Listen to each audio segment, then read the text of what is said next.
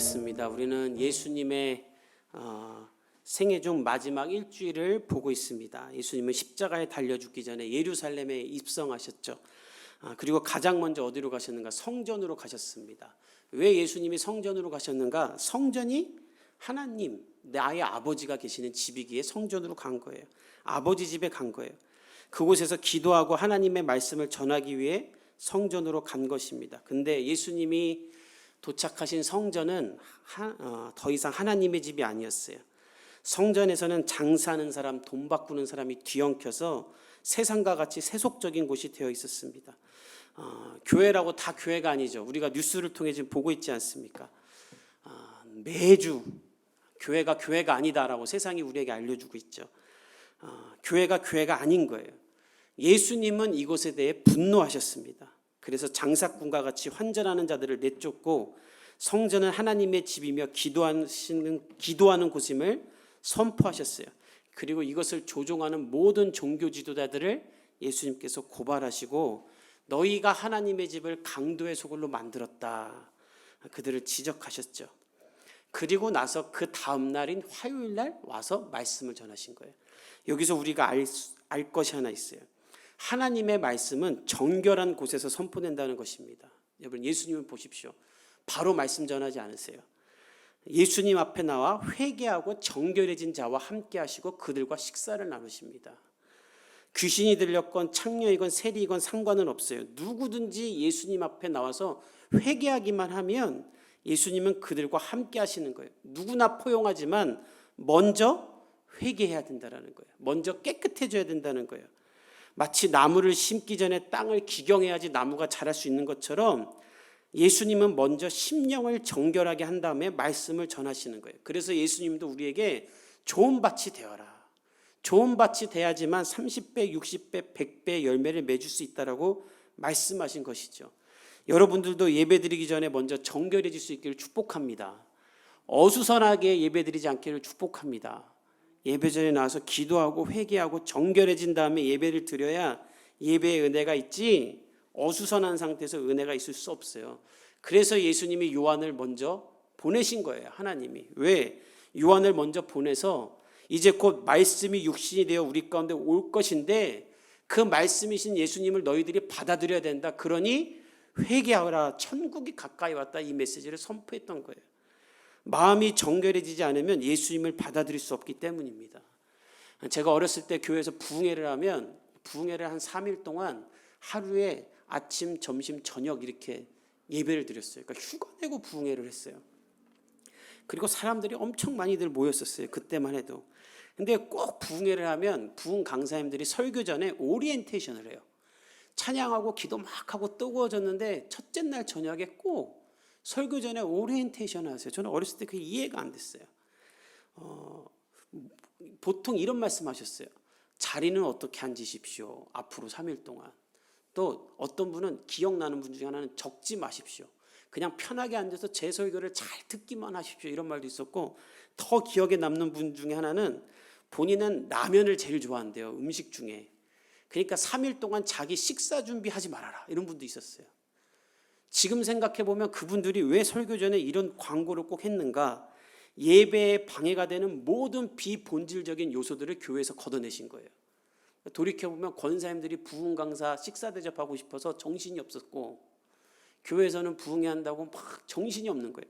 그 정신없는 것을 다 걷어내고 사람들의 마음을 정결케 하고 오직 말씀만 사람들의 심령 가운데 들어가도록 부흥회 기간 동안 구조를 조정하신 거예요. 우리 복음의 교회도 주일 예배 가운데 이렇게 마음의 정결해짐으로 좋은 밭이 될 수 있기를 축복합니다. 오늘 여러분들 좀 늦었는데 늦어서 하는 말이 아니라 원고에 있는 거예요. 모든 분주함과 염려와 죄책감과 실망감과 거짓 감정이 예배 전에 사라지기를 축복합니다. 주의 성령이 얼마나 놀라우세요. 이렇게 여러분들을 찌르라고 저한테 원고를 이렇게 만드셨어요. 주일에 집에서 나오면서부터 기도해야 되는 거예요. 내가 영적으로 준비가 되어 있어야 주의 말씀도 임하는 거예요. 그래서 예수님이 바로 말씀 전하지 않고 먼저 정결하게 하신 다음에 말씀을 전하셨어요. 그러자 종교 지도자들이 나와서 따집니다. 무슨 권위로 네가 너 집 다루듯이 이렇게 성전을 청소하고 말씀을 전하냐? 우리가 여기 담당자인데 네가 뭐냐? 그러자 예수님이 이미 본대로 두 아들의 비유와 포도원의 비유를 들어서 이들의 죄를 지적합니다. 그때 종교 지도자들이 이 비유와 뜻을 다 알아들었어요. 근데도 이들은 회개하지 않고 오히려 분노했어요. 왜 분노했는가? 마음이 정돈이 안 돼 있기 때문에 분노하는 거예요. 예수님의 말씀을 받아들일 영적인 준비가 안 됐기 때문에 예수 앞에 나와 회개할 생각은 없는데 예수님이 계속 지적하니까 열만 받는 거예요. 그럼 반박하면 되는데 반박할 것도 없어요. 그리고 예수를 죽이고 싶은데 죽일 능력도 없어요. 그러니까 화만 나 있는 거예요. 그러자 예수님이 이들의 완악함을 알고 똑같이 한 번 더 비유를 통해 지적하십니다. 그것이 오늘 읽은 우리의 본문이에요.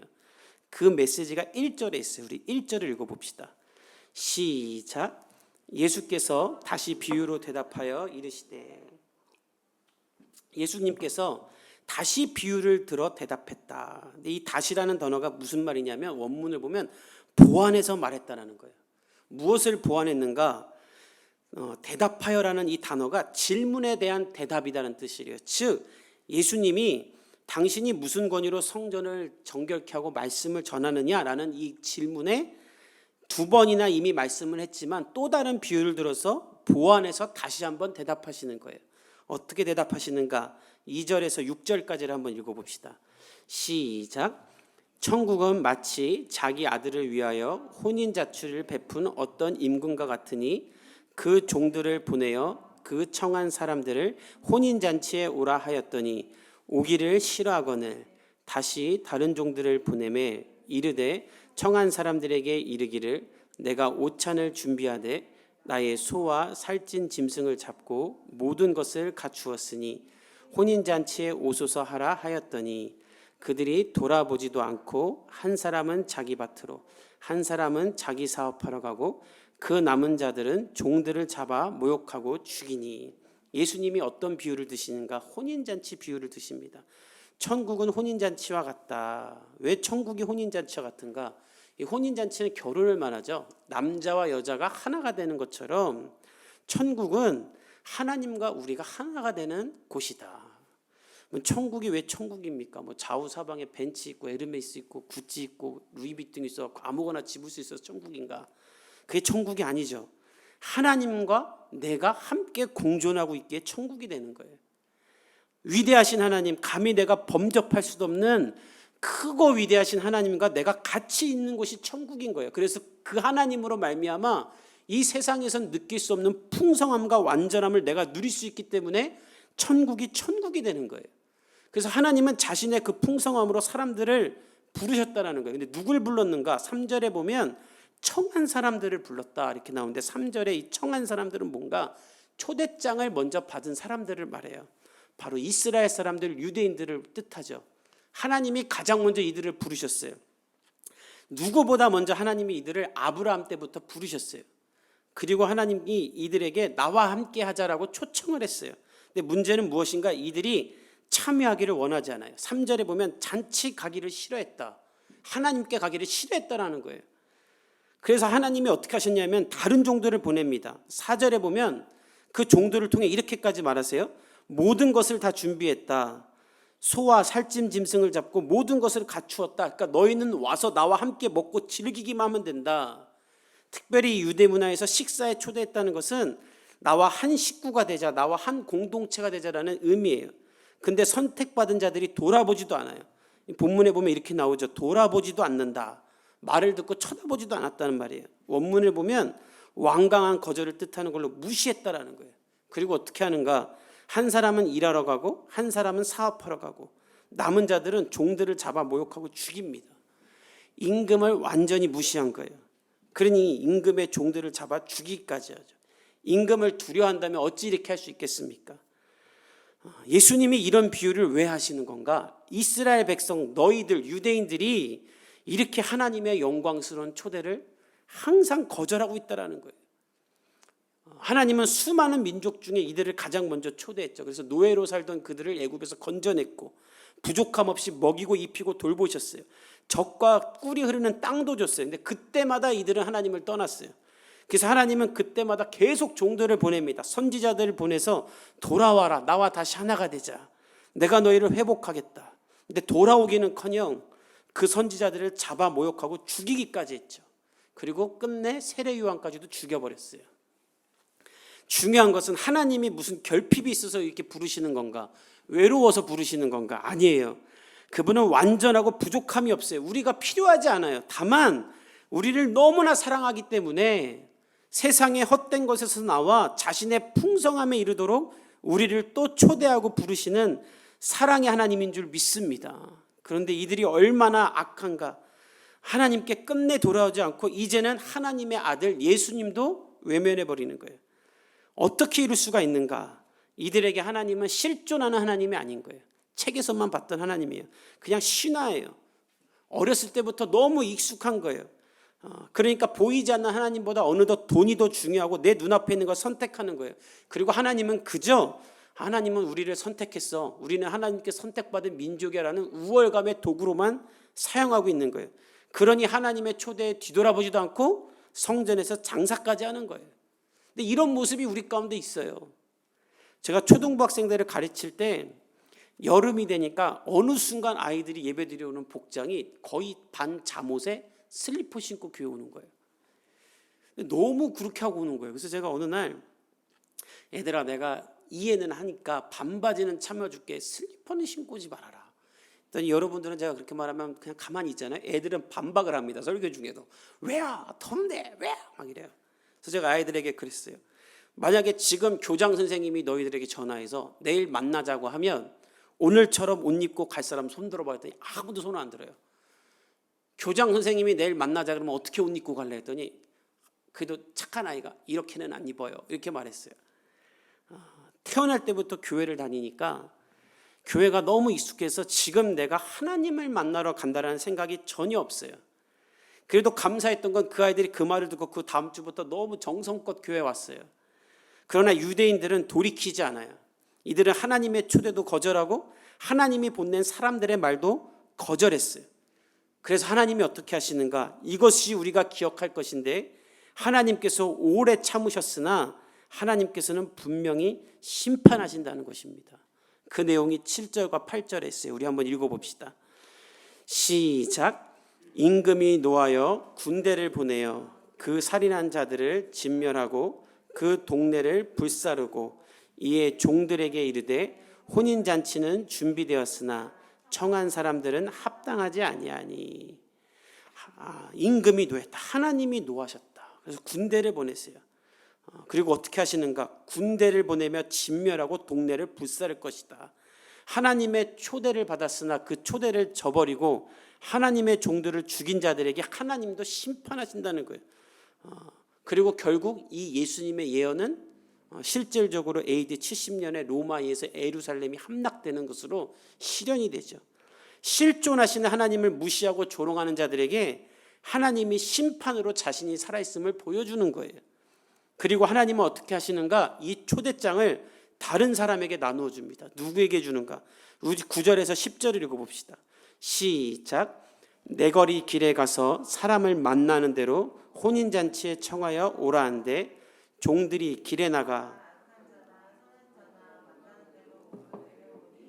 혼인잔치에 손님들이 가득한지라. 임금이 어떻게 명령하냐면 내 거리에 나가서, 사거리에 나가서 만나는 대로 이 잔치에 들어오게 하라. 이 사거리는 어떤 사거리냐면 성 앞에 큰 길로 각 지방도로가 끝나는 중심지의 거리예요. 그러니까 거기에 있는 사람들이 어떤 사람들이 있겠어요? 이방인도 있고, 또 10절에 있는 대로 악한 자나 선한 자도 있겠죠. 착한 사람도 있고 못된 사람도 있을 거예요. 근데 상관없다. 원한다면 다 데려와라.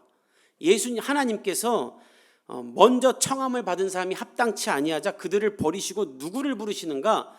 하나님의 청함에 응답하는 사람은 누구라도 다 오게 하시는 거예요. 그리고 그들을 자신의 풍성함에 이르게 하시는 거예요. 하나님은 자신의 부름에 응한 사람이 누구라도 상관없는 거예요. 본인이 완전하고 완벽하시기에 흠 있는 사람들을 데려다가 자신의 풍성함으로 말미암아 흠없는 삶으로 삼으시고 함께 잔치를 여시는 거예요. 우리 복음에게 모든 성도들이 이 하나님의 부르심에 응함으로 말미암아 하나님의 풍성함을 누리기를 축복합니다. 제가 최근에 묵상하는 게 있어요. 하나님은 능력 있는 사람을 사용하지 않는다는 거예요. 또한 하나님은 능력이 없다고 사용 못하는 것도 아니에요. 자신이 능력이 하나님이기 때문에 자신의 부름에 청하면 하나님은 그 사람을 그저 사용하시는 거예요. 오늘 이 본문이 그런 얘기예요. 따라서 우리에게 필요한 건 무엇인가? 하나님을 향한 익숙함으로 말미암아 하나님을 경솔히 여기지 않기를 축복합니다. 그러면 하나님의 풍성함에 이르는 거예요. 그런데 예수님이 이 부름에 한 가지 조건을 제시하세요. 11절에서 13절을 읽어봅시다. 시작. 임금이 손님들을 보러 들어올새 거기서 예복을 입지 않은 한 사람을 보고 이르되 친구여 어찌하여 예복을 입지 않고 여기 들어왔느냐 하니 그가 아무 말도 못하거늘 임금이 사람들에게 말하되 그 손발을 묶어 바깥 어두운 데에 내던지라 거기서 슬피 울며 이를 갈게 되리라 하니라. 사람들이 다 들여서 잔치를 이제 벌이고 있어요. 막 먹고 있어요. 그때 임금이 이제 손님들을 보러 나옵니다. 손님들이 이렇게 막 보죠. 다 누가 왔나. 다 이런 사람 저런 사람 왔구나 했는데 한 사람이 눈에 띄어요. 누군가 예복을 입지 않는 사람이 있었어요. 이게 좀 이해가 안 가죠. 길거리에서 아무나 데려왔는데 누가 예복이 있었겠냐 싶지만 당시에는 잔치가 열리면 장치장 입구에서 예복을 다 줬답니다. 새 옷을 입고 들어와라. 깨끗한 옷을 입고 들어와라.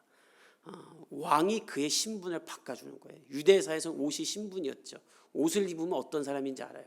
왕이 자신의 집 문 앞에서 옷을 주면서 거지에서 왕의 손님으로 신분을 바꿔주는 거예요. 하나님 앞에 나갈 때 우리의 신분이 이렇게 바뀌는 줄 믿습니다. 하나님이 이렇게 신분을 바꿔준 거예요. 그래서 예복을 다 받았어요. 근데 문제는 무엇인가? 그 예복을 받고도 입지 않고 있는 사람이 있다라는 거예요. 이것은 무엇인가? 하나님을 거지로 만드는 거예요. 하나님 앞에 회개하지 않고 그냥 나오는 거예요. 여전히 하나님 앞에 죄인의 모습으로 오는 거예요. 그래서 하나님이 그를 내던지라 그래요. 하나님은 누구나 초대하세요. 그러나 그 초대에 응하기 위해서 무엇을 해야 되는가? 새 옷을 입으라는 거예요. 새 옷은 무엇인가? 하나님 앞에 회개하는 것인 줄 믿습니다. 저 신학교 때 교수님이 이런 말씀하셨어요. 시궁창에서 일하고 있는데 걸레 빨고 냄새나고 있는데 어느 날 갑자기 왕이 시궁창에서 걸레를 빨던 그 아이를 데려다가 너는 사실 나의 아들이었다라고 말한다면 그 아들의 기분이 어떨 것 같느냐. 그래서 우리는 그냥 아무 생각 없이 너무 좋을 것 같은데요. 그랬더니 교수님이 아니라는 거예요. 그 아들은 시궁창에서 냄새나는 옷, 냄새나는 자신의 몸을 보고 왕 앞에 나가기를 꺼려할 것이다라는 거예요. 그럼 그때 왕이 잃어버린 아들을 찾았는데 야, 너 냄새나니까 저기 가라 하겠느냐. 자기 아들이기 때문에 깨끗이 씻기고 새 옷을 입히고 자신의 식탁에 앉히지 않겠느냐. 하나님이 우리를 그렇게 부르신다라는 거예요. 근데 하나님이 그렇게 씻기시고 입히시는데 그것을 거절하는 사람들이 있다라는 거예요. 그때에는 하나님이 그를 다시 내버리신다라는 거예요. 왜? 하나님의 거룩함을 맛보기 원하지 않기 때문인 거예요. 여러분 삭개오를 보십시오. 언제 그가 구원을 임하는가? 예수님이 그를 부르세요. 그러자 그가 자신의 모든 재산을 나눠주고 회개합니다. 그때 예수님이 말하시죠. 삭개오에게 구원이 임했다. 하나님은 누구나 부르시지만 새 옷을 입어야 돼요. 그래서 동성애자들이 주장하는 것처럼 우리 있는 모습 그대로 하나님이 우리를 사랑한다는 말은 성경적이지 않아요. 하나님은 그들을 사랑하세요. 그래서 그들이 새 옷을 입고 거듭나기를 원하시는 거예요. 우리도 마찬가지예요. 여러분 하나님 앞에 새 옷을 날마다 입을 수 있기를 축복합니다. 그래서 예수님이 14절에 이런 말씀을 하시는 거예요. 우리 14절을 읽어봅시다. 시작. 청함을 받은 자는 많되 택함을 입은 자는 적다. 청함은 받은 자는 많다. 하나님이 모두를 부르세요. 그러나 모두가 택함을 입는 것은 아니라는 거예요. 오늘 이 예수님의 메시지를 통해 우리가 무엇을 배워야 하는가? 하나님이 우리를 영광스럽게 부르시는데 날마다 그 부르심에 응답할 수 있기를 축복합니다. 청함을 넘어 택함 받는 사람들이 되기를 축복합니다. 특별히 청하다라는 단어가 무슨 단어인가? 칼레오라는 단어인데 이 단어가 신약에 가면 에클레시아라는 단어가 돼요. 교회라는 단어가 돼요. 하나님이 우리를 부르셔서 교회를 만드셨다라는 거예요. 성전을 만드시는 거예요. 즉 하나님과 내가 대면하는 성전, 그 교회를 만드시고 우리 자신을 이제 하나님의 성전으로 만드셨다라는 거예요. 이번 예수님이 십자가에 달려 죽으실 때 무슨 일이 가장 먼저 일어납니까? 휘장이 찢어지죠. 하나님과 나 사이에 막힌 담이 벌어지는 거예요. 그리고 내가 언제 어디서나 이 예수의 피를 힘입어 하나님 앞에 나아갈 수 있는 천국을 누리는 기쁨을 누리는 사람이 되는 거예요.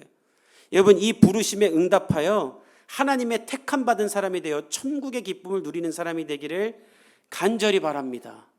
그래서 기도하는 시간의 부르심, 큐티하는 시간의 부르심, 말씀과 세상의 경계 앞에서 세상을 쫓는 것이 아니라 말씀을 따라 결정하는 부르심에 순종할 수 있기를 바랍니다. 이웃에게 사랑을 전할 수 있는 부르심이 있길 바라요. 이 모든 부르심에 응답하는 거예요. 저희 교회가 개척하고 선교지가 4군데나 있잖아요. 한 군데가 또 늘었어요. 그래서 제가 놀라운 게 있어요. 늘어나는 게 아무것도 없는데 선교지만 늘어나는구나. 그래서 제가 감사한 거예요. 하나님이 우리에게 후원하라고, 도와주라고 그 선교사님들을 우리를 만나게 하는 거예요. 이 부르심에 응할 때 하나님은 우리를 자신의 풍성함으로 우리를 인도하시는 거예요. 우리의 자격과 신분을 따지지 않고 자신의 완전함에 초대하신 하나님을 붙잡고 하나님과 함께 살아갈 수 있기를 간절히 축복합니다. 또한 한 가지가 더 있어요. 하나님이 우리를 교회로 부르셨다는 건 무슨 말인가? 이 교회를 통해 세상을 변화시킨다는 거예요. 세상이 교회를 비난하고 조롱해도 위축되지 말고 여전히 교회가 세상의 희망이라는 소망을 가질 수 있기를 축복합니다. 뉴스를 보면 교회가 사회악인 것처럼 나와요. 교회가 잘못했기 때문이에요. 그러나 사단도 그것을 이용합니다. 왜 사람들이 우리를 욕하는가? 그들은 하나님이 안 보이니까 욕하는 거예요. 그들에겐 있지도 않고 보이지도 않은 하나님인데 왜 이 전염병 중에 하나님 예배한다고 난리냐? 그 말이 틀린 말이 그들의 입장에서 하나도 없는 거예요. 그러면 우리는 어떻게 했어야 되는가? 그들에게 우리가 하나님을 보여줬으면 되는 거예요. 근데 우리가 하나님을 보여줘야 되는데 하나님을 더 안개 속에 가리버리게 하니까 교회가 더 비난을 당하는 거예요. 다시 우리가 해야 될 일은 무엇인가? 우리가 세상 가운데 하나님을 보여줘야 되는 거예요. 위축되지 말고 하나님을 보여줄 수 있기를 축복합니다. 이 일을 감사하게 대형 교회들이 시작했어요. 대형 교회들이 헌혈하기 시작했어요. 우리나라에 지금 이 혈액이 부족하다 그래요. 코로나 때문에 헌혈들을 안 하니까. 그 대형 교회 많은 목사님들이 먼저 헌혈하고 성도들에게 헌혈하라고 광고하고 있어요. 계속 헌혈하라고. 이 세상 어느 조직이 헌혈하라고 광고합니까? 담임 목사가 자기 성도들에게 헌혈하라고 말하고 있잖아요. 이런 조직이 어디 있어요? 대통령부터 국회의원, 장관 중에 먼저 헌혈하고 여러분 헌혈하십시오 말하는 사람 봤어요? 없어요. 이 놀라운 일을 교회가 하고 있어요. 근데 더 놀라운 건 이런 건 여론이나 언론이 아무도 알아주지도 않아요. 근데 그게 세상이에요. 그렇게 우리가 아무리 좋은 일을 해도 세상은 우리를 계속 비난할 거리만 찾을 거예요. 그러나 그럼에도 불구하고 우리는 하나님의 사랑을 세상에 보여줘야 되는 거예요. 그러면 그들도 결국 하나님을 보게 될 줄 믿습니다. 그리고 하나님이 우리를 끝내 드러내실 거예요. 오늘 우리 김명규 목사님하고 사모님이 안 계시는데 어디 가셨냐면 군 생활했을 때 돌보던 교회에 가셨어요. 그 교회 왜 갔냐면 50년 전에 김명규 목사님이 군 생활하는데 이제 군 부대 안에 교회가 없으니까 그러면 밖에 있는 교회를 가게 해주잖아요. 갔더니 이등병 때 갔더니 교육자도 없고 할머니하고 아이들만 있더래요. 그래서 본인이 교육자처럼 거기서 아이들을 막 가르쳤대요. 2년 동안. 부활절에는 산에 가서 촛불 예배도 드리고. 근데 그렇게 해서 50년이 지났는데 그때 주일학교 학생이었던 분이 이제 권사님이 되어서 50년 동안 그 교회의 이 이야기를 구전처럼 얘기했대요. 근데 지금 이제 그 교회가 잘 성장했고 새로 오신 목사님이 6년이 되어서 그때 그 이등병이었던 분이 누군지를 좀 찾아보자. 50년이 지나서 저희 김명규 목사님을 찾았고 오늘 그래서 그 교회 가서 설교하러 간 거예요. 하나님의 은혜는 어디 있는가? 하나님의 부르심에 순종할 때 하나님은 50년이 지나서도 그 일에 합당하게 상을 주시는 하나님인 줄 믿습니다. 우리가 이것을 기억하며 하나님 앞에 교회가 세상의 소망임을 깨닫고 하나님을 보여주는 사람이 될 수 있기를 축복합니다. 하나님이 우리를 통해 일하실 줄 믿습니다. 우리는 다 하나님의 청함을 받았어요. 이제 청함을 넘어 하나님 앞에 택함 받은 사람의 삶을 살 수 있기를 축복합니다. 우리 함께 기도하겠습니다.